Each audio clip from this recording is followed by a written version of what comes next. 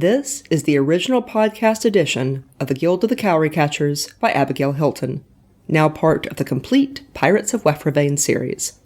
The books are available as audiobooks, ebooks, and paperbacks. This podcast originally aired from 2010 to 2014. Stick around after the story for commentary from me, the author, more than a decade later.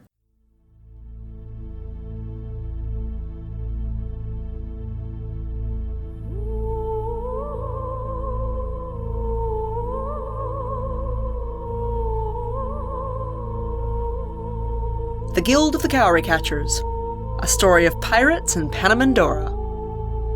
Written, narrated, and produced by Abigail Hilton.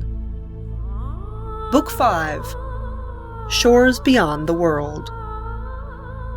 Warning: this novel was intended for people who shop in the grown-up section of the bookstore. If you need to ask whether you will be offended, you probably will. Episode 5. Chapter 14. Weakness. The griffins of Wefrevane are frequently taken from their mothers while still in the egg and hatched in the arms of the Grishnard who will command them. This creates a powerful bond, broken only by death. Gwaine, the non-Grishnards of Wefrevane. No! Gerard bellowed. No, don't shoot! The archers hesitated. Felbane probably didn't know to expect their help. The sight of the fangs so close had encouraged him. He put on a tremendous burst of speed and gained a little leeway on Alcere just before he flashed over the side and fairly crashed into the deck. Gerard had an instant to register that Felbane had left a smeared trail of blood behind him before Alcere plummeted snarling into the tangle of griffin and riders. There were screams and shouts from both shelts and beasts. Without giving himself time to think about what he was doing, Gerard charged into the melee of claws and feathers. He knew he was going to die, but he had to do something. He'd interrupted the sharpshooters, and there were children with Felbane. Everything stopped. Gerard realized that Felbane was crouching beneath him, his belly tight to the deck in the final defensive posture of an exhausted, cornered animal. Gerard was standing in front of him, and he had Alcere by the throat. The griffin had one paw on the deck, and the other on Gerard's chest, claws splayed in a deadly crescent. Gerard hadn't drawn his sword. There hadn't been time. Alcere was breathing like a bellows, eyes wild, beak open. Gerard had his fingers around the griffin's windpipe, but Alcere could solve that problem with one swipe of his claws. He'll have my heart out of my chest, thought Gerard, but he didn't let go. Somewhere nearby he could sense Silvio, sense his fear and uncertainty. Gerard wanted to tell him something, but he couldn't think what. Alcere. The griffin stopped breathing. The sudden cessation of his rasping breaths made a weird silence. Then, suddenly, he shoved free of Gerard's hand. He pushed against Gerard's chest so violently that Gerard toppled backward over Felbane, but Alcere didn't use his claws. Gerard landed, winded, but unharmed, on his elbows, his legs over Felbane's shoulders. He could feel the huge griffin trembling, hurt, and utterly spent. Alcere might be smaller, but he was court-trained in the art of ripping an opponent limb from limb. Even Felbane's time in the fighting pit could not have prepared him for battle in the air with such an opponent, certainly not while trying to carry and protect 4 riders. Gerard wanted to look at Felbane, see how badly he was injured, but he dared not take his eyes off Alcere. Gerard? Alcere's voice shook with his panting. There was something bright and brittle in his black eyes. He started to laugh, a thin, high titter punctuated by ragged breaths. So the rumors are true. Oh, gods, I can't believe it. Gerard gave an uncertain smile. I'm glad to see you, too. Alcere choked on his laugh, coughed. Glad to see? Oh, it's a little late for that. Gerard scrambled to his feet and stepped over Felbane. You're safe. You don't have to go back. Alcere, are you all right? The griffin's eyes narrowed to slits. I'm very well, yes. I mourned you and missed you and avenged you. Then I got on with my life. His voice dropped to a venomous hiss. You should have stayed dead, Gerard. Gerard opened his mouth, but Alcere cut him off. Did you really rescue that insufferable dock whore that I sold to avenge you? No, you did that to avenge you, snarled Gerard. The words came out tight and angry. Alcere's eyes widened as though he'd been slapped. Gerard kept talking. Your pride got hurt, not mine. You were ready to kill Silvio before he ever laid a finger on me. He saved my life by getting me off Major Major when the priestess ordered him to kill me. You'd have seen that if you'd thought for 2 seconds beyond your own pride. You could have found me. If you'd kept looking, you would have. Alcere coughed again, laughed. He looked down at the deck and back up. Could have found you, so I could watch you bed down with a boy, a foxling? I hear he doesn't even have a tongue anymore. How appropriate. I bet you couldn't keep your hands off him. First that sightless peasant string plucker, and now, even better, a tongueless male prostitute with even more murders to his credit than paramours. Oh, so much to forgive, so much to overlook. What sacrifices you can make for him! Alcere spat. Gerard, I used to think your weaknesses were the weaknesses of a good person, but they're not. They're the weaknesses of a weak person. Gods, I can't believe I used to make excuses for you. It all comes of imprinting, just because you were the first thing I ever saw. But even griffins can overcome imprinting with enough time and perspective. At least you stayed away long enough to give me that.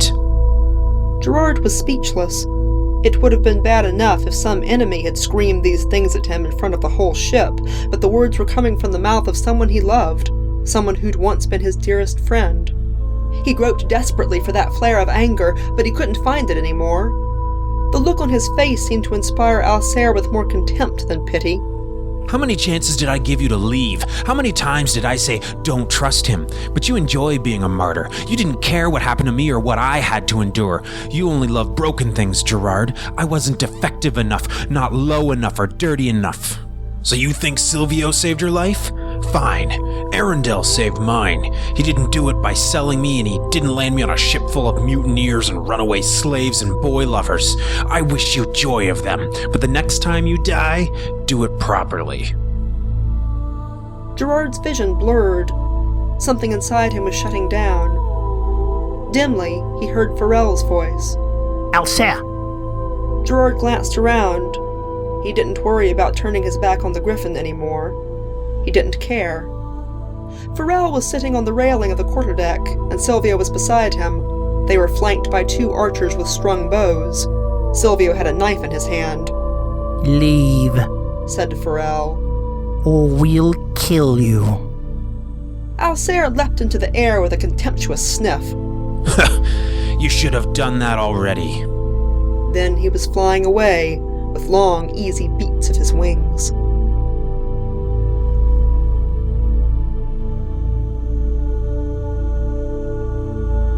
Chapter 15. Letting Go. It is said that a grounded griffin or pegasus always dies. This is not strictly true. Lord Lecklock is renowned for making use of griffins found to be involved with the resistance. They have their wings hacked off and their claws drawn, and then they are harnessed to refuse wagons. However, these sad creatures are known to throw themselves into the sea if not constantly attended. One thing is certain: griffins who cannot fly are miserable. Gwaine, the non-Grishnards of Wefervane. Gerard didn't look at anyone. He bent over Felbane. The griffin clearly needed a healer. The feathers of his chest and shoulders were bloody, and he had a gaping wound in his flank, where Alcere's beak appeared to have ripped into muscle. He cried when Gerard tried to get him to his feet. Gerard understood why a moment later when he saw the griffin's left wing.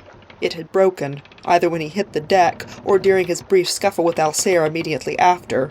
Nothing was poking through the skin. Gerard found the broken place with his hands, halfway along the more delicate third wing bone. That was better than a break in the more proximal bones, but still bad. Gerard folded the wing gently while Felbane whimpered.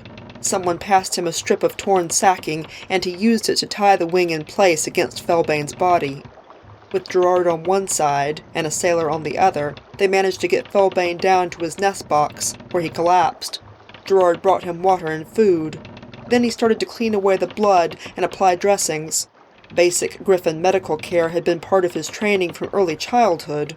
He was not a beast healer, however, and he worried that the wing was beyond his skill to set. Felbane drank when Gerard offered him the water, but afterward he lay almost insensible. Gerard was dimly aware of the ship jerking into motion. he thought that they were probably being pursued. He knew that he should get up on deck and act like a second in command. He did not, however, and no one came to get him. When there was absolutely nothing else to do for Felbane, he sat down and looked out the nest box window. He could tell they were running hard before the wind in entirely the wrong direction from Asia Minor, which definitely meant they were fleeing from another ship. He considered just sitting here until he fell asleep, but he told himself that he was being childish, rose, and left the nest box. Almost immediately, he ran into a sailor who must have been hovering near the door. "How is he, sir?" Fine. Said Gerard, but his voice was so scratchy that he had to try again. He's fine. The sailor behaved as though he did not notice. "So are my wife and kids." Gerard felt immediately guilty. He'd forgotten about Felbane's passengers. It's not like you. Pull yourself together. He wished he could remember the sailor's name. He knew all their names, but suddenly this one eluded him. He had to clear his throat again. Completely fine? What about the other rider? The other girl broke her foot, and they're all bruised. But they'll be all right. Sir? Yes? We would have shot that griffin. He spoke as though this were too charitable a word for Alsair. But the skipper wouldn't let us. I just wanted to make sure you knew. We wouldn't have let him stand there and say those things to you, except the skipper. I guess he thought you didn't want us to shoot the griffin. Gerard nodded. He didn't trust himself to speak. Please don't say anything else. I've already been humiliated enough today. The last thing I need is to start crying like a little girl in front of the crew. He forced words. Thank you. The sailor hesitated, and then patted Gerard's shoulder as he walked away.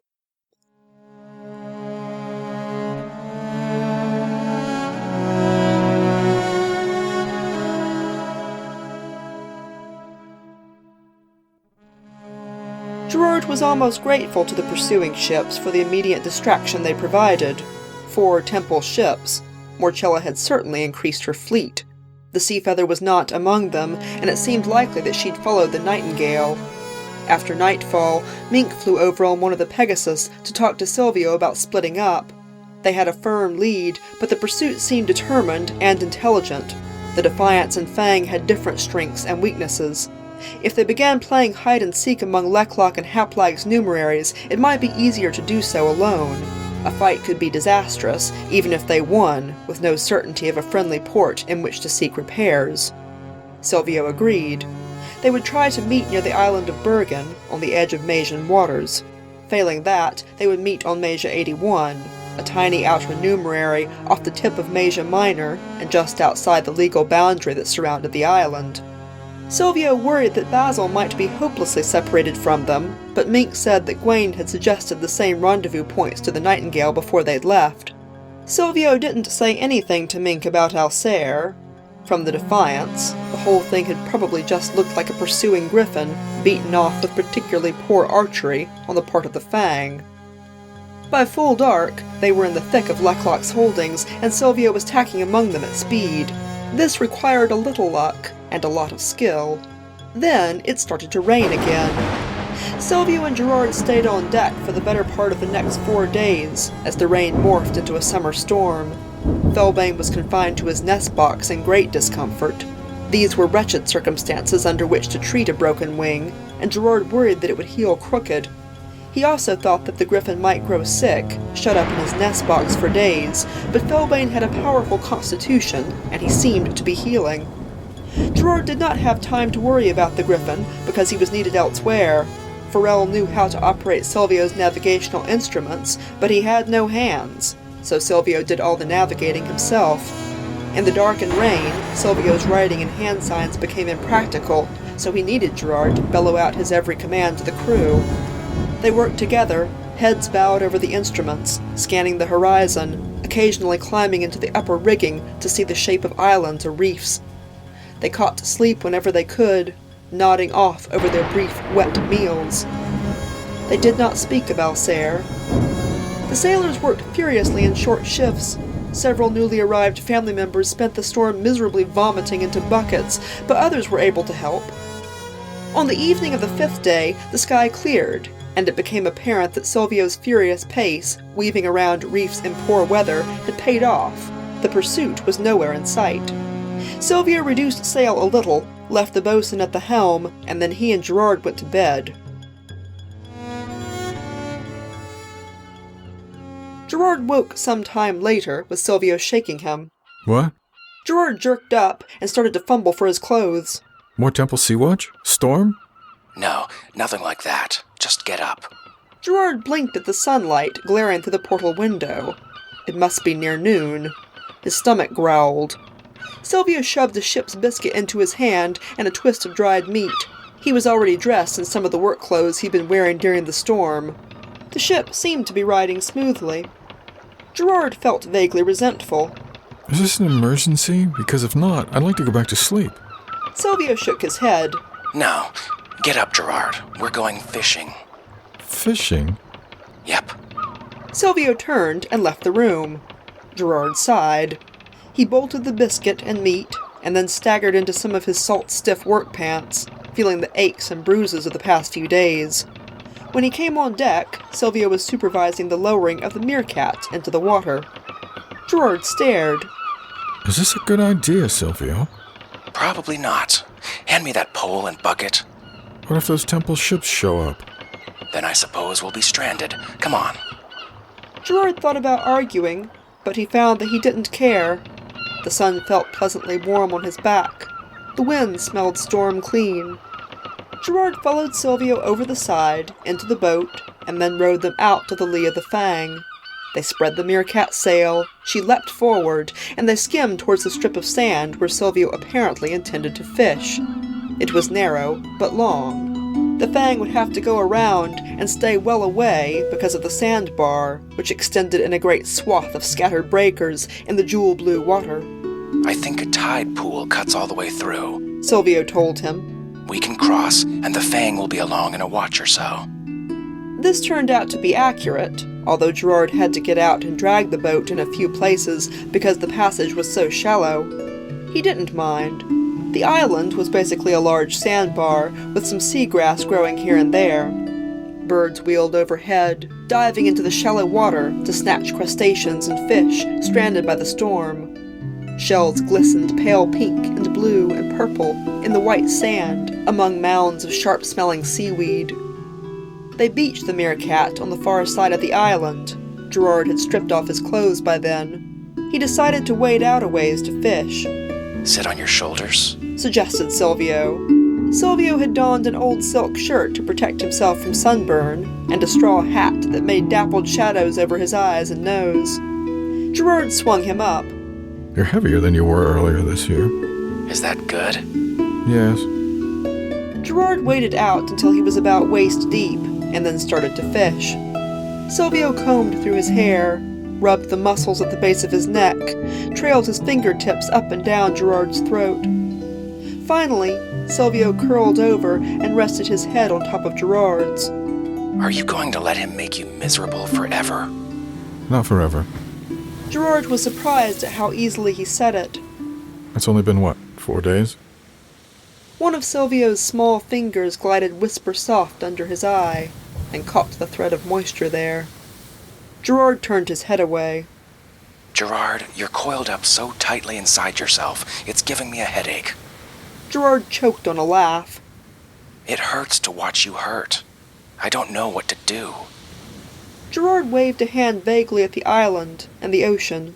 This is good. You sure? Because it seems to be making you cry. Oh. Gerard sniffled, reached up to rub his nose. Well, I was going to do that anyway.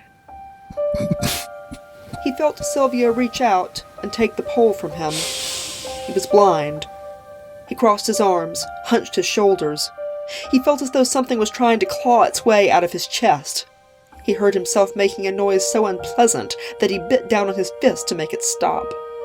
Come on. Silvio was rubbing the side of his face. Sure. Come on, Gerard. I'll be swimming if I jump down right now. Turn around. One step at a time. Shuffle for stingrays. Gerard did that. When they reached the shallow water, Silvio jumped down, took his hand, and splashed ahead of him. By the time they reached the slope of sand and seagrass, Gerard could see again. He flopped down in the weeds, the sand sticking to his wet skin and fur. He felt heavy all over. Silvio took the fish they'd caught and dropped them into the boat. Then he came back, took Gerard's hands, and tugged him up again. They went a little further into the seagrass, where the sand was warm and dry, and then Silvio sat down and flattened the stalks beside him. When Gerard sat, Silvio pulled him backwards, so that Gerard's head and shoulders landed in his lap. Silvio's upside-down face looked worried, and Gerard didn't want to see that, so he shut his eyes. He felt small fingers stroking his ear tufts, tracing patterns on his skin, and who knew what languages. Gerard, you look so sad. I'm not very good at being the comforting one. You don't need to be anything. They were quiet for a while. Finally, Gerard said, Why didn't you shoot him? Or throw a knife? Because you would never have forgiven me. I couldn't live with that. I'd let him kill me before I lived with that. Gerard frowned. Your foxling loves you, Gerard. Silvio's hands faltered, and Gerard opened his eyes. Even if everything he said about me was true. Gerard reached up and caught his hand. Oh, no. Silvio was still talking. I hate that you're getting dragged through my muck. I should have seen it coming. I wish... Hush. Silvio, having those things shouted at me in public was embarrassing, but I was over that by the next morning. I'm sad because I've lost a friend. Alsair knew me better than anyone. He shared my childhood. He stayed by me when almost no one else did. To be rejected by a friend like that, it hurts. And I feel like I let him down. I do. A puzzled expression crossed Silvio's face. Gerard, I don't understand. Alsair is cruel, and you're the kindest person I've ever known. How could you be so close to someone like that? His expression soured abruptly. No, don't answer. Same way you get along with me. I know. Gerard shook his head. You're not usually cruel, Silvio. Alsair wasn't always like that. Gerard wiped his face with his hands. No, I'm lying to myself. Maybe imprinting goes both ways. Alsair was always like that, sometimes. Not often, and never to me. He always had cruelty in him, though, his darkest side. When he did things like what he did to Mouse, I said he wasn't himself. Silvio's voice was quiet. We all have a darkest side. Gerard gave a mirthless laugh. You're making excuses for him now? You saw what I did on Major Minor. Who am I to call someone else evil? In the last few days, I kept trying to convince myself that what he said was Morchella talking, or maybe Arundel somehow, but it wasn't. That was Alsair. At his most vicious, but it was him. He's an enemy now. A bitter enemy who's good at his job because I trained him to be. I appreciate your letting us have our say at each other on the deck, but next time, you've got to shoot him. If he comes after you, Silvio, don't think I won't forgive you for putting a knife in him. Silvio nodded, watched his face. Gerard could feel the depression lifting a little, the moth wings of his aimless despair taking on direction and purpose. He cleared his throat. I've been mourning my friend. He made his choice and I have to let him go. But no, I won't let him make me miserable forever. He reached up to touch Silvio's face. And you are not bad at being the comforting one. Silvio quirked a smile. He curled over. I'm better at distracting than comforting. And he kissed Gerard, there in the salt and seagrass, under the blue summer sky.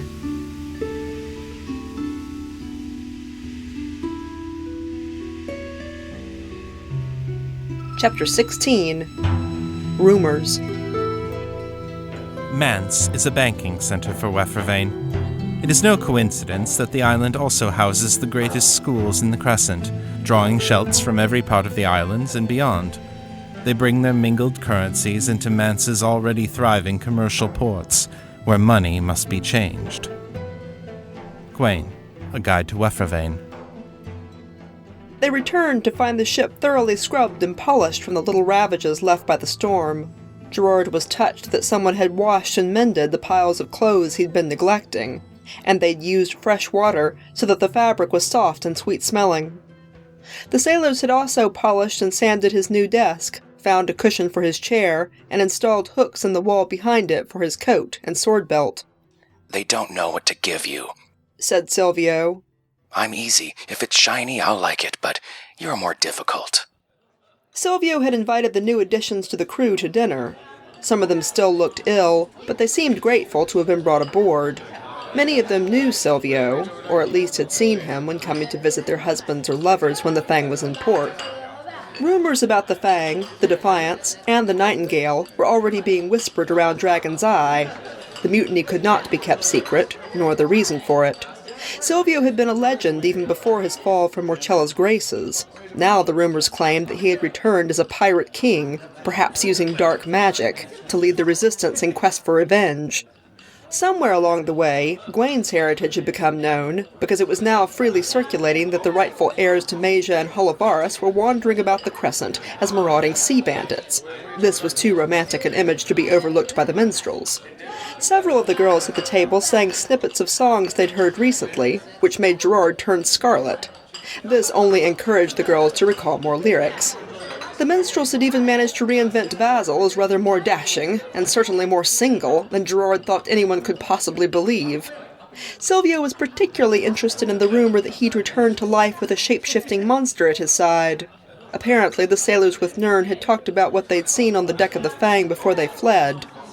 Lyali Nern himself had not appeared in Dragon's Eye since the mutiny, and reports claimed that Silvio had killed him with a knife, after he showed himself to be some kind of monster. So far, there had been no direct backlash from the temple regarding these rumors, although it was said that the priestess was displeased. She'll be more than displeased when she gets that book, said Silvio. All this gossip will make Schultz desperately curious. Didn't Gwain say that he'd already put copies of his book in libraries? Gerard nodded. The libraries of the great houses. He said no one paid any attention. They'll find them. All they need is for someone to give them a reason to be interested. The ship was an increasingly home-like place. Some of the family members of the crew knew about sailing. Others had to be taught. Very soon, they had a number of active female deckhands. The Xavier rowers who'd remained with the Fang were also becoming active, as their legs grew stronger and they put on weight. Gerard watched the crew for signs of discontent. Females and fawns would have made them restless and angry a few years ago, but he detected no signs of displeasure. The women and girls sewed trousers for themselves and cut their hair for convenience, and no one said a word. They had mutinied. Everything had changed. For the next 3 yellow months, they were careful to stay away from large towns. They saw ships almost daily, but most of them were only merchants or fishing vessels. Twice they were chased. Silvio thought these pursuers were most likely bounty hunters, who'd added the Fang to their list of prey. Their passage towards Masia was erratic. Gerard knew that Silvio no longer felt as much pressure to arrive quickly. After all, Gwain was the person who thought he could do something about the situation on the island, and he was with the Defiance. I don't think anyone will make that rendezvous on Bergen, Silvio told Gerard. I know that Gwain wanted to talk to fawn merchants from Haplag and to some of the non-Grishnard clerks on Mance. He wanted to talk to the community of foxlings on the coast of Masia Major, healers and trackers for hire. He'll be lucky to get all that done and still arrive near Masia Minor by Moon Festival. I think he has the right idea, though. Some sort of sabotage of the Great Islands by their non-Grishnard populations might save Masia Minor. So you think all we need to do is make sure we don't get caught this summer? They work, we play? Pretty much, but I'm going to stop on the Magian side of Mance. Gerard frowned. Because of Felbane? Silvio nodded. He's flying awkwardly. Maybe he can learn to compensate, and maybe there's nothing we can do now, but I'd like to have a beast healer look at him. Gerard agreed.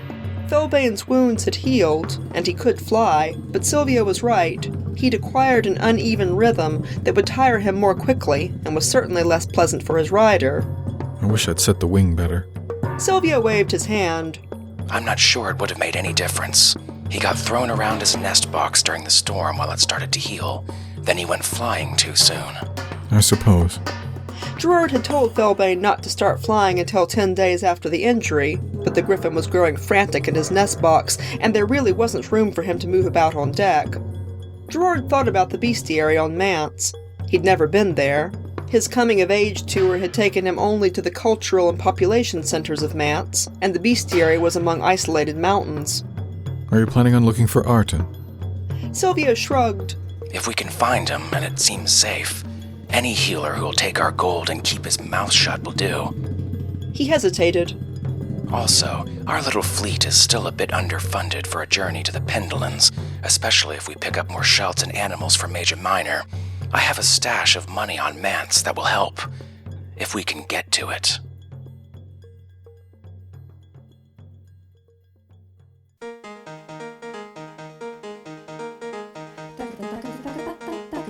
You have been listening to The Guild of the Cowry Catchers by Abigail Hilton. Copyright Abigail Hilton. The ebook for Cowry Catchers Book 5 includes 16 illustrations in ink and watercolor by Sarah Cloutier, as well as 13 portraits by Greensprite and 2 versions of the map by Jeff McDowell. The ebook is available from Amazon, Barnes & Noble, Smashwords, iBooks, and Kobo. The rest of the series is also available as illustrated ebooks, and the entire series is available in non-illustrated paper on Amazon. Visit my website at abigailhilton.com for information, including how to get 25% discounts on paper books and how to order signed books. This podcast included the vocal talents of Nathan Lowell. as Gerard, Norm Sherman. as Silvio, Chris Lester, as Gwaine, Ryan Stevenson. as Alcer, Terry Mixon. as Pharrell, Brian Humphrey. as a Sea-Watch sailor. Sound effects for this podcast were provided by SoundSnap, the Free Sound Project, and Sound Dogs. The intro music was Grace by Beth Quist. The outro music was Finale, also by Beth Quist. Both were licensed with permission from Magnatune.net. Music for Book 5 of Cowry Catchers included selections from Digital Juice at digitaljuice.com and Kevin MacLeod at Incompetech.com. It also included additional music from Beth Quist, Diana Rowan, Jamie Saber, and David Modica, all from Magnatune.net. All the music was licensed and used according to the terms of the websites. This is a standard copyright now. This podcast is provided for your personal enjoyment only. You can download and archive the episodes for your personal use. You may not re-upload, mirror, or publicly redistribute the audio files, nor can you alter, remix, or create derivative works.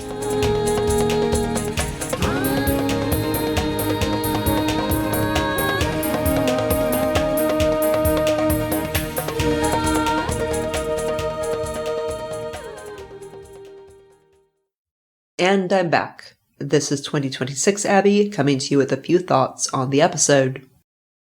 So Alcer is a kind of person that I think many of us have probably encountered or had in our lives, often very early in our lives before we're old enough to seriously evaluate our assumptions and the assumptions of people around us.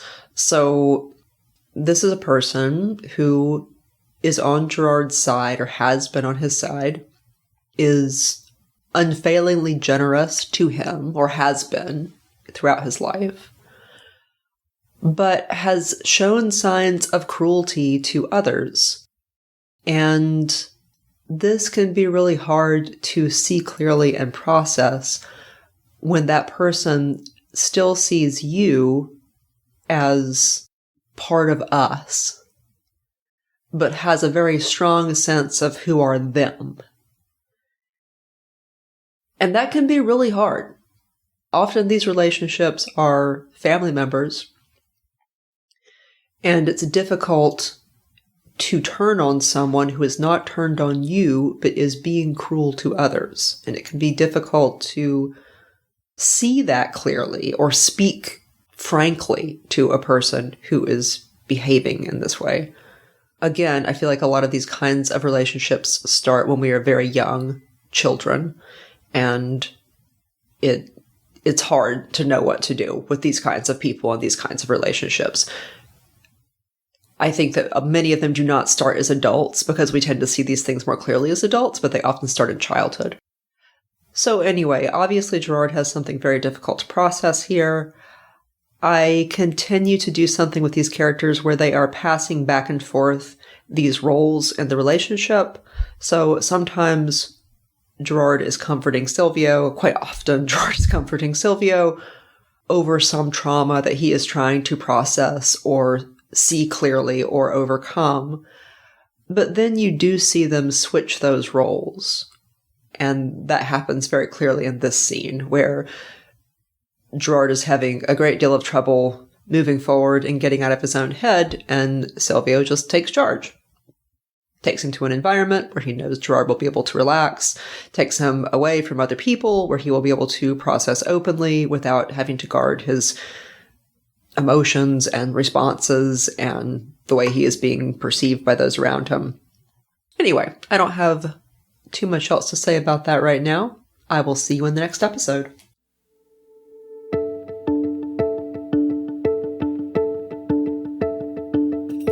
This is Abigail Hilton, and you have been listening to the Pirates of Wefravane saga.